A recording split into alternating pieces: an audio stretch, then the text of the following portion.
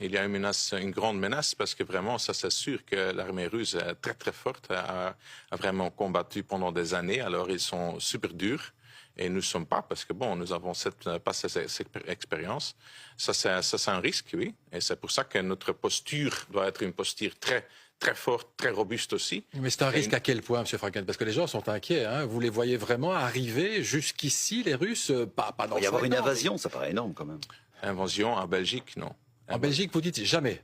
Non, je ne peux jamais dire jamais, mais ça, je pense que normalement non, parce que il n'y a pas nous ne sommes pas vraiment une cible pour vraiment être invadés, mais pour les pays baltes, pour la Pologne, pour la Moldavie, pour la Géorgie, oui, il y a aussi beaucoup de risques, ça c'est sûr.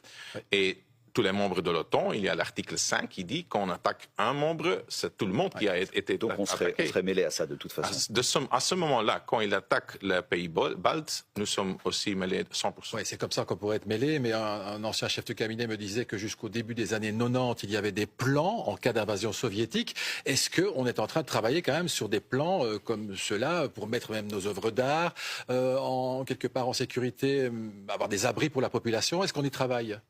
Oui, il y a un plan de résilience qui se met en œuvre. Ah, c'est nouveau, donc, c'est nouveau. C'est nouveau, absolument. Et c'est quoi ce plan? C'est un plan de résilience global pour la Belgique. C'est le centre de crise qui fait la coordination avec la défense, avec l'intérieur, avec la justice. Et bon, oui, ça, c'est un plan qui est presque prêt. Donc des abris pour les gens, des choses comme ça Ah oui, aussi, oui. Ce sont des choses comme ça. Donc ça va très loin. Communication, abri, toutes les choses comme ça. Oui. Et justement, Frédéric Vansina, le chef de l'armée, disait il n'y a pas très longtemps qu'il fallait se préparer éventuellement à une guerre. Il disait qu'il faudrait peut-être que les Belges aient des réserves d'argent, de provisions. Vous êtes aussi de son avis? Oui, absolument. Je pense que c'est pas anxiogène quand même. Oui, ça fait peur. On doit être... Non, mais allez, moi je ne veux pas la panique. Voilà. Mais c'est difficile d'être un homme politique sur ma position, parce que quand je dis oui, c'est nécessaire de le faire, on dit oui, mais vous voulez faire de la panique. Peur aux gens, ouais. Non, mais quand je ne dis rien, personne n'est préparé. Il dit mais pourquoi vous n'avez dit rien? C'est un peu difficile.